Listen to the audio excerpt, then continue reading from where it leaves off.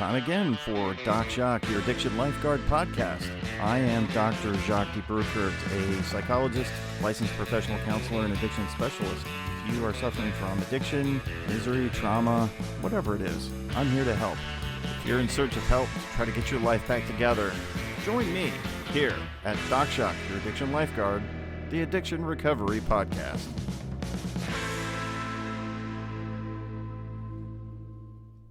I wanted to be real clear about what this podcast is intended for. It is intended for entertainment and informational purposes, but not considered help.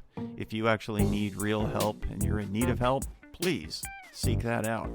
If you're in dire need of help, you can go to your nearest emergency room, or you can check into a rehab center or call a counselor like me and talk about your problems and work through them. But don't rely on a podcast to be that form of help. It's not. It's just a podcast. It's for entertainment and information only. So let's keep it in that light, all right? Have a good time, learn something, and then get the real help that you need from a professional.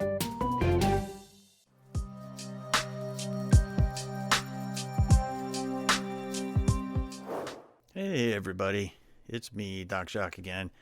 I wanted to have a little talk with you about something that comes up really regularly for me in my practice with my clients, but it's the avenue of how in the world do you put structure around recovery, especially if you have never been to rehab, or if you have been to rehab and you're getting out. See, you're in a lot of structure when you're in rehab. That's the whole point of it, right? Structure and function. So what do you do when you get out into the wild amongst the citizens, the civilians? What do you do? Where's the structure? And if we go along with the idea that isolation is addiction's best friend, you're just going to start isolating again. I see it all the time. Clients get out of rehab, or maybe they never went, but they're out there on the streets where they can actually use. And guess what happens? They start using pretty quickly. So what's the structure? Well, the structure is groups, Smart Recovery, AA, NA, OA, SA, any of the A's, or anything else that's like the A's. Any other, non-A group, it's a structured, formatted group. So what do they do in the 12 steps? The 12 steps, right? That's the whole point of it. It's not just about sitting in a room and talking to people. And that's certainly a big part of it, but it's the steps. And so there's a common misconception about what the steps are. And I'm not going to go over each step. You can listen to my other podcasts about that. I don't want to specifically talk about individual steps. I just want to talk about the step process, the whole step process. That's what I wanted to talk about. So what is it? If you've never been to a meeting, and believe it or not, I run into addicts all the time who have never been to a meeting. Some of them won't even consider it because they think it's like too religious, or it's just AA. But that's really not what the steps are. That's not what the steps are. The steps, you can read about the steps. Russell Brand had a great book called Recovery, where each chapter is a step. And he talks about the work that you do in the steps, and he talks about his work in the steps. And a lot of times the work in the steps was not done with another person. It was done outside of that relationship, the other person being a sponsor. And so that's the structure, right? You go to meetings, you become accountable because you're in the meeting. And if you are doing it the right way, you're talking in the meetings. And when you're talking in the meetings, you're now developing relationships. The other thing that's very important in meetings is finding a sponsor. So now we're getting closer and closer and closer to that confines of structure. So sometimes, the steps were written a long time ago, back in the 30s. So a lot of people see them as like they're outdated, or it's not even really that important. It's like an option. And, for me, it's not an option. You must do it. And they're not outdated. Moral functioning and accountability and the action behind those ideas is never outdated. For gosh sakes, people are reading Marcus Aurelius from the Roman Empire, and they're finding it very relevant today. So is it outdated? No. In reality, they're a psychological and spiritual roadmap for healing, not just abstinence. It's the spiritual roadmap. And it's the thing that allows you, through psychology and spirituality, to gain the foothold in change. But if you compare what happens in sobriety versus what happens in abstinence, so, you compare white knuckling it in sobriety. That's not sobriety. That's abstinence. Versus transformational recovery through the step work, because that's really what this is. You're transforming yourself. You're transforming who you think you are and what you think is going on. So when you're doing your step work, you have to be honest. You have to be open. You have to be vulnerable. You have to be allowing someone to bear witness to what you're doing. That's why we use sponsors, and a good sponsor. And if you're listening to this and you are a sponsor, you must work the steps. And that must be the priority in that work with the person that you're meeting with, who's a sponsee. You must work the steps. And you must have a structured way of doing that. The people who publish all the material for AA, amongst all those publications, is a workbook for doing step work. And you can get others that are not part of that publication, the people who have written all kinds of material about working the steps. But you know what? Don't do the step work just by reading it and going, oh, this is step one. My life has become unmanageable. Okay, let me think about that. No. Do it like you would if you're going to school, taking a class. Like, get that workbook out and start working on it. One of the things that's in the workbook that I really like is the vocabulary we use. And there's a great section of all the words that you could apply for the things that you are, liar, thief, manipulator, abuser, all the negative stuff. And then right next to it is the opposite, positive. And when you're trying to figure out just who you are, how bad it's gotten, you can take a look at those 2 full pages with, it's 4 columns. So it's 2, 1 negative and 1 positive, but it's 4 columns of 2 entire pages in a book of all the negative and positive words. Can't miss them when you're doing that. But understand, the steps aren't about perfection. You're not going to get to be, some exalted, perfect form of your own being. It's about progression. You're taking the broken pieces and you're putting them back in order. Now, sometimes the things that you've done really are bad, and it's harder to get through that. But the steps are not about becoming a perfect person at the end of it. It's really about having the structure to be able to do it, because you've got to do that psychological and spiritual work. So why is it important to have that kind of structure around you? Addiction thrives in chaos. You've heard me say that many, many times. Recovery thrives in structure and accountability. If you answer to no one, another person, to yourself, to God, to nothing, you answer to no one, you're not going to get very far in recovery. So the steps give a direction when emotions are foggy and distorted and you're feeling really horrible about things. The steps give you that focus. They give you that direction to follow as you're working through it. And they're in sequential order. And the order is a good one, I think, actually. If I were to write them, I don't think I would have changed the order of them. But without that structure, relapse skyrockets because there's no grounding. There's nothing there. The most difficult time I have with clients that come into my office are the ones that are complete atheists. And it's like, wow, you don't have any higher calling kind of accountability.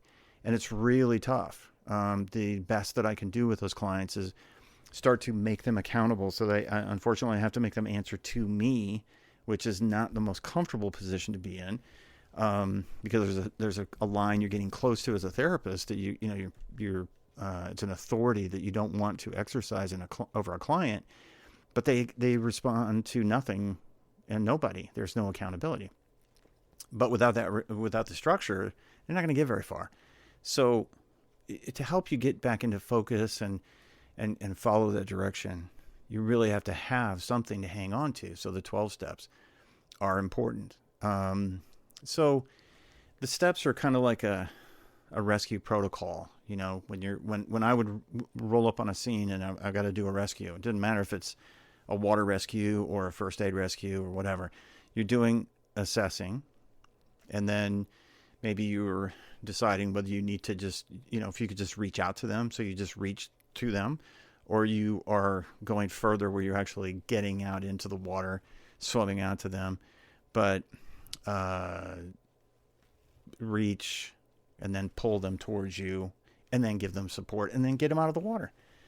If you skip one of those steps, someone's going to drown. And so it's not a good idea to skip those steps. Now, the problem about the step work is that the emotional honesty and the accountability is something that really, really is important. So the first 3 steps are about like your life is a mess and you can't do this by yourself. That's the whole focus of that first 3 steps. Steps 4 through 9, that's kind of where the work is, if you will. Because the first 3 steps are about surrendering, right? So I surrender. Now what? Okay, now I got to do the work. So the whole focus is on taking moral inventory, admitting the wrongs, making amends. So it's about self-reflection and understanding, but it's also about re-engaging in morality. We as people, we have our own moral compass in our hand, and we have to decide where does our morality come from. And what I found is with clients working on recovery is that they've lost their way, but it's not immediate. You don't go from 0 to 1,000 miles an hour in a second. It takes a while to get there. And so there's a buildup of wrongdoing. This bad decision led to this bad decision, which led to this bad decision. And they kind of exponentially grow. And, when we're working on getting into recovery, realizing that you've lost a lot of things in the process of getting there, you've lost in your addiction, you've lost a lot of things. Maybe you lost a relationship with a loved one. You become estranged. Maybe you self-eliminated from a relationship, or you just blew it up. Committing crimes is a pretty regular part of it. And if you're a drug addict, you most likely have engaged in criminal activity. And sometimes that becomes an occasional thing, and sometimes it's a daily thing. If you're an alcoholic, there's a lot of social destruction that seems to go on. There's also a lot of money loss going on, no matter what the addiction. So you might have lost some things, because that's pretty much how you move into recovery, is you've lost the one thing you didn't want to lose. So admitting those wrongs and making amends, that's the last step, step 9 in the 4 through 9. Making amends is trying to figure out how to mend the fences, either with the person, or if you can't do it with them because they refuse or whatever, then within yourself. So it's an emotional detox. It's cleaning out the resentment and the shame and the denial that goes on in the process of spiraling down further and further and further into addiction. So the accountability is really important, but the cleansing of the resentment, the shame, the denial, I kind of look at it as like if you had a really bad infection, you had a cut on your arm or your leg or something, and it got really infected, it's not going to heal until you get rid of the infection. So I look at the damage that's going on in your life. That's what you need to cleanse. That's what you need to clean out. And that's the resentment, shame, denial, manipulation, destruction. You got to clean that out before you can heal. So the accountability, it helps you with something. It helps build humility, which dismantles the ego-driven thinking that goes on in your addiction. Now, remember, I've said in these podcasts over and over and over again, chaos and destruction happens. So the only way you can defend that in this distorted mind that you have is to use your ego, to use your arrogance. It's like a weapon. You weaponized arrogance. So the ego-driven thinking is a problem, and you need to engage in the emotional. When I'm sitting here in my practice and I'm talking to somebody, there's a lot of sadness, there's a lot of tears, there's a lot of resentment, that self resentment for actions taken, things happening. There's a lot of that goes on. So the humility dismantles the ego-driven thinking. If you speak the words, they lose their power, the bad things. So it's really interesting when people commit crimes and they're being questioned, interrogated by the police and questioned. The police are hoping that the person, after a while, will get to the point where they just are tired of lying. Now, if you're a psychopath or a really severe sociopath, you're probably not going to do this. But the normal person, the person without those personality defects and disorders, they're going to say it, and they're going to say it, and they're going to say it. They're going to keep feeling it every time they say it. And eventually they're going to just say, okay, yeah, I didn't mean to kill her, or I didn't mean to burn the house down, or I didn't mean to. And that's what happens with interrogation many times. And that's a technique that police use to, they're playing on the person's emotional responses to things and get them out of the ego, the arrogance, and into that shame that you feel with humility at what you've done. So you can't heal what you refuse to feel, and you can't feel what you refuse to face. If you speak the words that you dread, many times they will lose their power. So let it rip. So you've worked for a long time, perhaps, hopefully, in the step process. And by the way, just to frame this, I should have probably said this in the beginning. For me, I really like to see somebody spend 6 to 12 months working the steps. I mean, preferably a month, but I know for a lot of sponsors that's an extremely long time. But to really work the steps. Now, in that process, you can be abstaining from drugs and alcohol, and you can be, further along in your recovery than 3 months in saying, I have to turn myself over to a higher power. Yeah, I understand that. But the step process is one about function and understanding and learning, right? So it's an intellectual pursuit as well as an emotional pursuit. It's not just emotional. So, I want somebody to spend a significant amount of time doing it. When you go to rehab, they're going to work the steps, and you're there for 30 or 45 or 60 or 90 or 120 days. The longer you're in there, the more work you're going to do on the steps. But, many people come out of residential treatment and rehab, and they'll say, well, I worked the steps in rehab. It's like, okay, well, we're going to really work the steps this time. Well, what do you mean? Well, that was for 30 days. Now, I know you were in there 7 days a week, 168 hours a week, but you're out here in the real world. So this is where, your forced structure is now gone. So we need to really work the steps. And I like it when I see people who are sponsors, really emphasize that. And it's even more important if you never went to residential treatment, because the only structure you're probably experiencing at this time in your life in that recovery is in the rooms and with that sponsor. So it's really important then. So connection and community is part of the step work too. So step 10 through 12 is about, that ongoing reflection and then contributing to the recovery of other people, that service part. Now, not to be confused with when you go to, let's say you go to AA, you walk in and somebody says, hey, you should get a service job.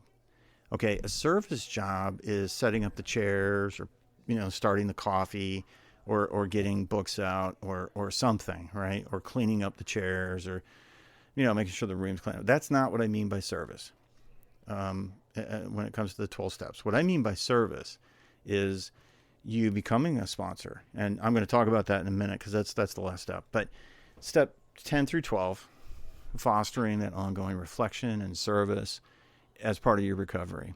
So the emphasis with this is really in the connection that keeps recovery alive. What is sorry, let me try that again. Isolation is addiction's best friend.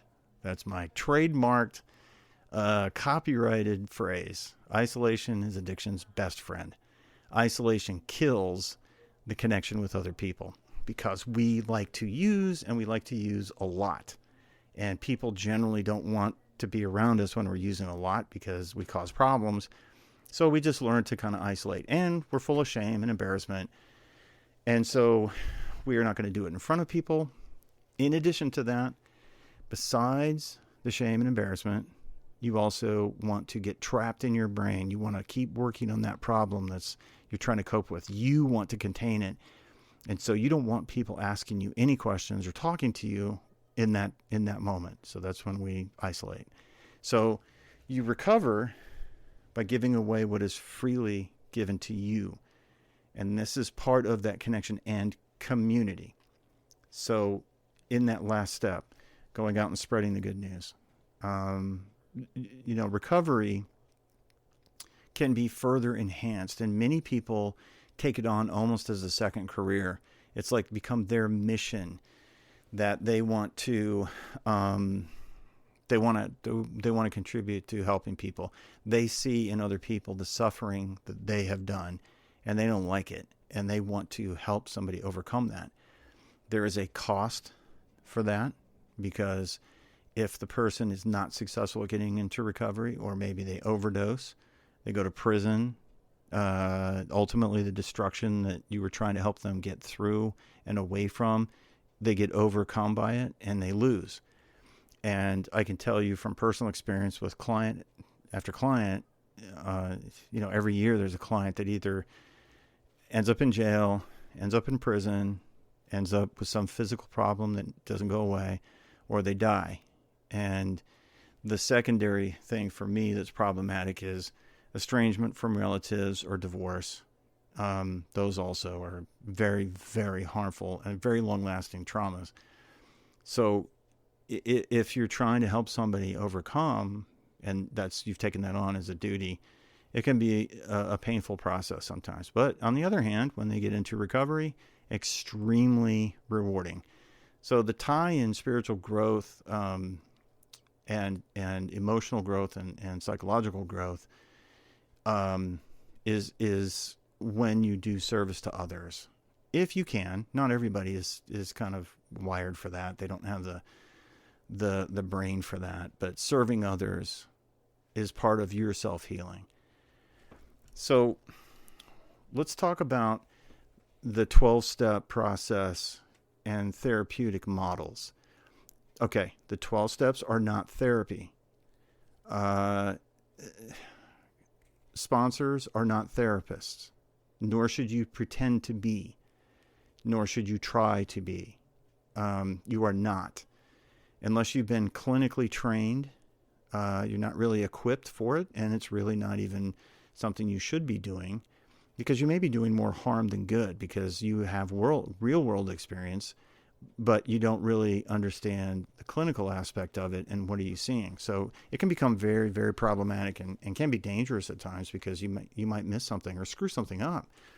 So there's a distinction between a therapist and a sponsor. So let me compare 12 steps and therapeutic models, okay? Cognitive behavioral therapy, CBT, is a style of therapy that is typically it's a little more short term, 6, 8, 10 sessions typically. Cognitive behavioral therapy. So what you're thinking and how you're behaving, and you're working to put those together. So you're restructuring distorted thinking. And that's the whole purpose of cognitive behavioral therapy, which it kind of goes very similarly with dialectic behavioral therapy, DBT. That's more about your self-talk rather than your actual behaviors or thinking, but it's more about talking. But anyway, so CBT is restructuring distorted thinking. Well, that's kind of like steps 4 and 10, isn't it? And if you don't know the steps well enough to know those, I'm going to give you the assignment of you need to look at them so you can see what I'm talking about. Now, there's another form of therapy, EMDR, or trauma work, where you're desensitizing triggers and guilt, the responses of guilt. And when you're desensitizing those, EMDR, eye movement, desensitization and reprocessing, and then trauma work, which is just working specifically on trauma and the somatic response, the body response to trauma. You're desensitizing your trigger, your guilt. You're desensitizing yourself so that you're reprocessing something. That's like steps 5 and 8. Mindfulness therapy is like step 11.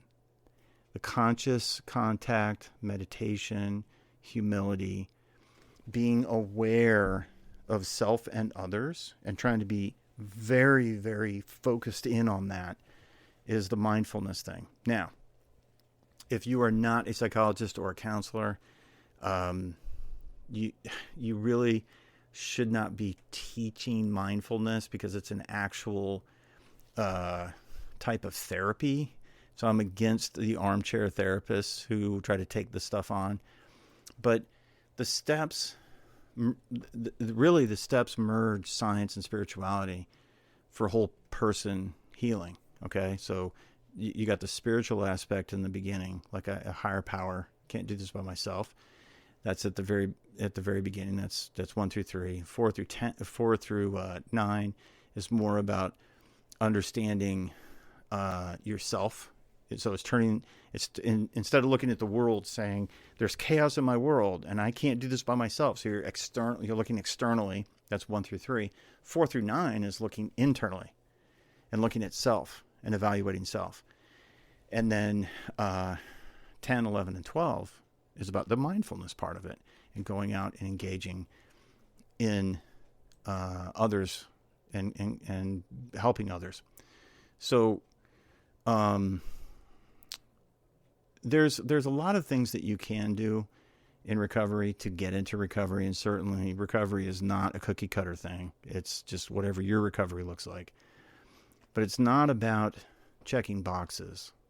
All right. So doing the steps is like, oh, I did step 1 and I did step 2. It's not checking boxes. It's about transforming through a process and engaging in the process.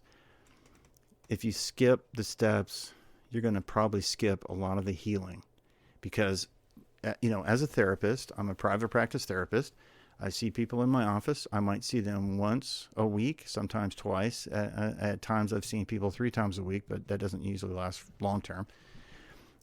That's 1 hour. If it's once a week, that's 1 hour. You're in my office. You're really feeling it. You're really engaging in it. Well, you got 167 hours to get through before you come back to my office. So that's why it's important to have structure around you in recovery every day, every single day. If you're that first year, man, every day you're engaging in recovery.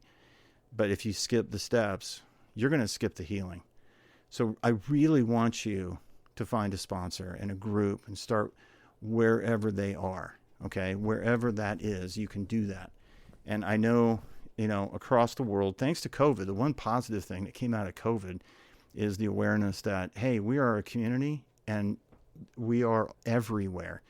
And so meetings are online. No matter what the language, no matter the location, if you have access to the internet, you can go to meetings if you can't get to them in person. So if you're listening to this in some other country, man, be a 12-step AANA tourist. I really encourage people to do that. For us in the United States, I regularly have my clients tune in to try to get into or log on to AA meetings or NA meetings in England, in the Netherlands, if they can find one English speaking, New Zealand, Australia, anywhere there's, the United States, Canada, any place that there's an English speaking meeting and you speak English, go do it. See what you see. Learn some things. But you got to find a sponsor. So you got to be accountable. You got to have structure. You're never going to get there otherwise. So please, don't try to, if you're struggling, reach out. Don't try to rescue yourself. You can't. I was a lifeguard for a long time. If I'm in need of like assistance and I'm in the water drowning, I'm looking for that lifeguard to come and get me. I'm not going to try to save myself. If I can't, it's not possible. So I'm going to rely on other people. And so if you are a clinician or a practitioner of clinical services with somebody, man, I get them all the time. You need some help, but you got to surrender to the process. All right. This is Doc Jacques, hoping that you liked this podcast. If you did, please like and subscribe. And if you want to reach out to me, you can. You can reach me through my website, wellspringmindbody.com. Send me an email. You can call me, leave me a message, and let me know what's going on with you. But hey, first and foremost, if you need help, get into rehab. Go see a doctor. Go to counseling. Seek out some help for your problems before they overcome you and kill you. There's no point in you losing your life just because you're trying to save your addiction. Save yourself.